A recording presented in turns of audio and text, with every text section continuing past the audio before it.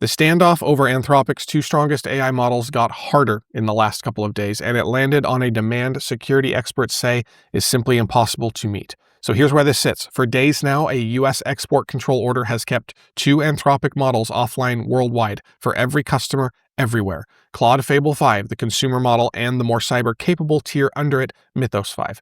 The reason given was national security. Within the past day or so, 3 new things have happened, and each one is worth telling very straight. First, the trigger finally has a name. Reporting says the White House asked Anthropic to cut off one customer, SK Telecom, over alleged ties to China, and Anthropic complied, before any export order even existed.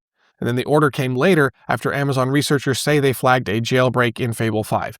SK Telecom told a Korean newspaper that it has no ties to China, and the government's own letter to Anthropic names neither the company nor the country.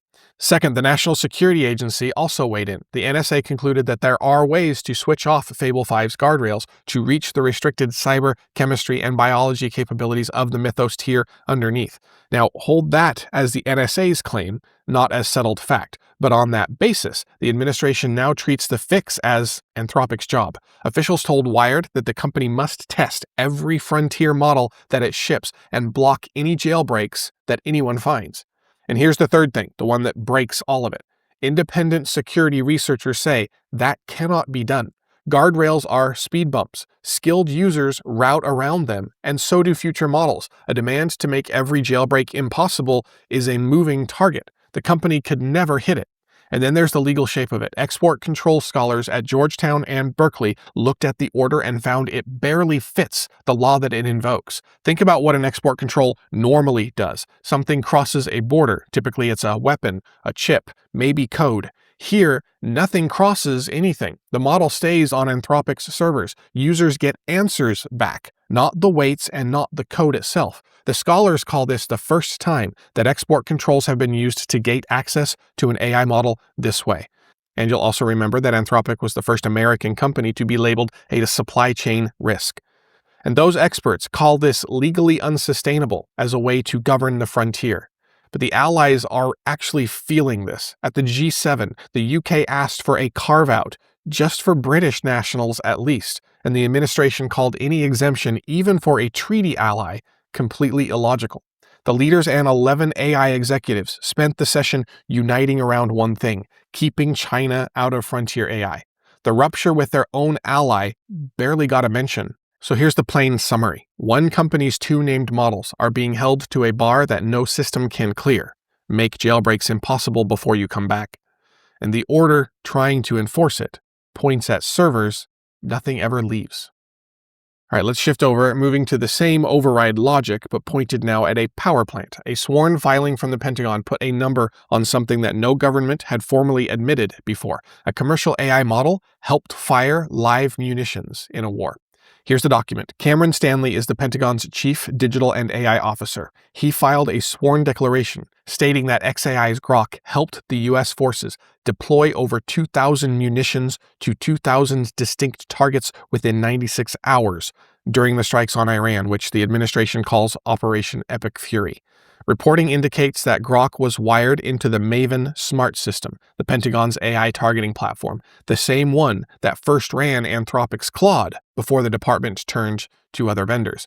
Now, the Century Report documented Maven's department-wide rollout back in March, with Stanley himself confirming it. Multiple outlets call this the first formal acknowledgement that a commercially built generative model played a direct role in kinetic targeting, picking targets and firing on them. Now, look at what the filing does not contain. No architecture, no data provenance, no audit logs, no account of where a human sat in that loop. It gives an asserted outcome, and the Pentagon's praise, greatly increased operational efficiency, plus Stanley's line that Grok has unique features not found in any other AI model. Those are the government's and the company's words about their own work. Take them as claims and draw whatever conclusions you will, considering Grok's reputation. And here's why the declaration exists at all. It's buried inside a Justice Department brief, a brief filed to kill a pollution lawsuit. The NAACP sued XAI over 57 gas turbines running without Clean Air Act permits near South Haven, Mississippi. Turbines raising asthma and heart disease risk in communities already breathing heavy pollution. The DOJ, XAI, and the state of Mississippi argue together that shutting those turbines down threatens Americans' national, economic, and energy security. Because Grok supports military operations, so a permit dispute that a judge could weigh becomes a question of war that no judge is allowed to touch. Set the two stories side by side, because the same government did both this week. One AI model rated the best at avoiding hallucinations gets held to a standard that no system can meet. Another, a model with a documented record of making things up, gets wired into a pipeline that fired 2,000 munitions in 4 days, with no public account of who checked its work. And then that maker's unpermitted smokestacks get shielded as a war asset. But there is a turn that the filing did not intend. By swearing that claim into a court record to win the case, the government dropped it onto a public docket. The first formal admission of a commercial AI inside a kill chain is not classified anymore. A judge can now read it. A journalist can now read it. The community breathing the emissions can read it. The question of how a model's output gets checked before they reach a target just became something that the public can finally see. Now over to a counterweight and the clearest evidence yet of where this is all heading. While one government spent the week trying to keep a model scarce, a Chinese lab released one for free that now leads every open model on Earth by a wide margin. The model is GLM 5.2 from the lab Z.AI. It's MIT licensed, one of the most permissive licenses there is, free to download and use commercially. 744 billion parameters, 40 billion active, and on the Artificial Analysis Intelligence Index, a composite benchmark that scored models across reasoning tasks, it jumped 11 points to reach 51. That is the top of the open weight rankings now, clear of the prior open leaders like Minimax M3 and DeepSeek V4 Pro, both at about 44. And on a real-world agentic benchmark called GDPval AA, it scored 1524. And that, by Artificial Analysis's measure, is competitive with the proprietary GPT 5.5. Now let's be precise here, GLM 5.2 did not pass the frontier. It did not beat Anthropic's Fable 5, which launched at the top of these rankings just a week ago. On raw capability, the closed frontier does still lead. This is the best open model to date, but it's not quite matched with the proprietary frontier, but that gap is very much closing. The open model rose partly because the fenced one went dark. ZAI specifically said that frontier intelligence belongs to everyone, which is why they were releasing the model as permissively as possible. So strip these caveats away, and here's what survives. A downloadable model, priced at around 46 cents per task, carrying a 1,000,000 token context window, roughly a small library held in working memory at once. Distributed across Deep Infra, Nebius, Fireworks, and a dozen other hosts, running on hardware that people already own, released under a banner that reads, "Frontier intelligence belongs to everyone."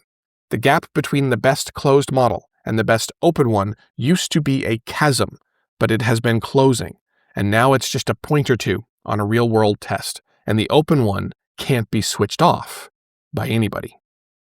Okay, let's shift to robots, and a bottleneck that just started coming apart from 3 directions at once. The thing holding robots back was never really the brains, it was the data. Language models had the whole internet to learn from, a free record of human writing.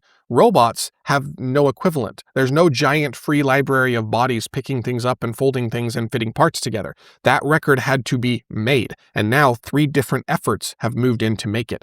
Let's start with Nvidia. Its Gear Lab with Carnegie Mellon and Berkeley released something called ENPIRE. It is a harness, which is software scaffolding that hands teams of AI coding agents a real lab of robotic arms, some compute, and a budget, and then it lets them design their own training regimens. 3 coding agents ran it in parallel. Codex on GPT 5.5, Claude Code on Opus 4.7, and Kimi Code on Kimi K 2.6. Each one developed its own strategies. Each kept whatever raised their success rate. Overnight, with no human steering, they taught robots to cut zip ties and seat GPUs into thin motherboard sockets. Here's how NVIDIA's AI director Jim Fan put it. A part of our NVIDIA Gear Lab now self-improves tirelessly overnight. We just read the reports in the morning. And NVIDIA plans to open source the whole thing. Second direction, a startup called XDOF came out of stealth with $70 million. Its whole business is building the data pipelines, the collection, cleaning, and labeling that 20 customers, including several frontier labs, would rather buy than build as warehouses full of robots. And alongside Berkeley, XDOF released a dataset called ABC, which is what it calls the largest high-quality robot training set ever assembled. 130,000 manipulation trajectories, 300 hours of simulation, 100 hours of evaluation, placed in the open for academic labs that have never had data at this scale. Third direction, and this is the human one, outside Shenzhen, at a company called IOAI Tech, workers in VR headsets and motion tracking gear remotely pilot humanoid robots. They stock shelves, they fold shirts, they iron garments, and every motion gets recorded as training data, the same physical record that the other two efforts are chasing. Their software maps one person's movements onto dozens of different robot bodies. And this cuts two ways, so let's be really clear here. This is a new kind of blue-collar job, teleoperating a robot from across a room or even across the country. Real work and real wages, and the work is generating the exact data meant to let the machines one day run without the person in the headset. And that tension is the reality, but it doesn't make the capability less astonishing.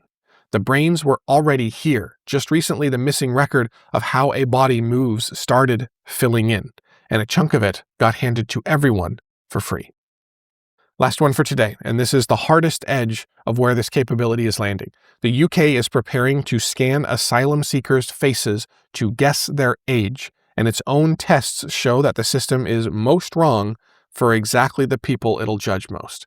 Here's what reporters found. A judge investigated by Wired and Lighthouse Reports obtained the internal Home Office report behind the plan. Facial age estimation reads a face and predicts an age from a system trained on millions of age-labeled photos. In a controlled lab, the best algorithms land within about 2.5 years of accuracy. The Home Office tested 7 of them, and the best performer was off by an average of 4.6 years for female sub-Saharan Africans. So let that number sit, 4.6 years. That means that a 13-and-a-half-year-old girl could be classified as an 18-year-old adult. And what makes it worse is the overlap. That group, female sub-Saharan Africans, is the largest single group subject to UK age assessments. So the system performs worse precisely on the people it'll be used on the most. A child wrongly classified as an adult loses a lot of legal protections and can be placed, for example, in adult detention. The Home Office says that the scan will only be one input. It says that anyone uncertain gets treated as a child until further assessment.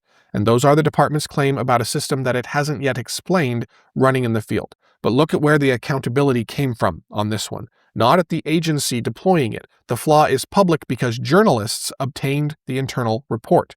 Because NIST, the US standards body, has spent years documenting that these systems' accuracy swings with race and photo quality. And because a former member of a scientific advisory committee, a committee that the Home Office disbanded while exploring this very technology, went on the record calling the scans hideously inaccurate.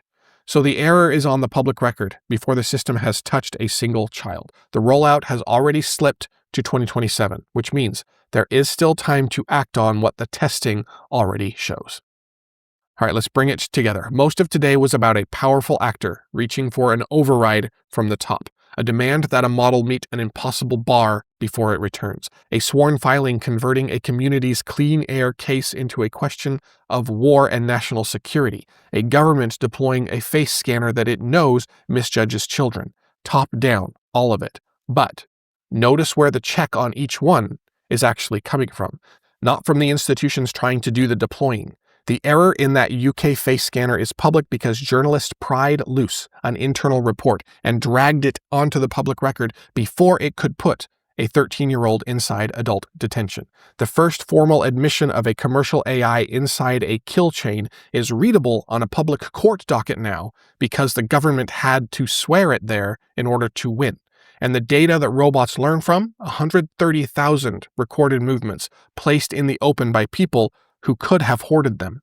And the most powerful open weights model was released under the banner that frontier AI belongs to everyone. So here is where I will plant my flag for the day. The institutions doing the deploying would rather that these questions stay inside the building, classified, proprietary, and unreviewable. But they're spilling out anyway. A journalist's reporting, a standard bodies benchmark, a court filing forced into daylight, an open data set that nobody had to release. That's the accountability layer of this era taking shape, and it is being built by the people who were not invited to build it, but are doing so anyway. I'll see you tomorrow.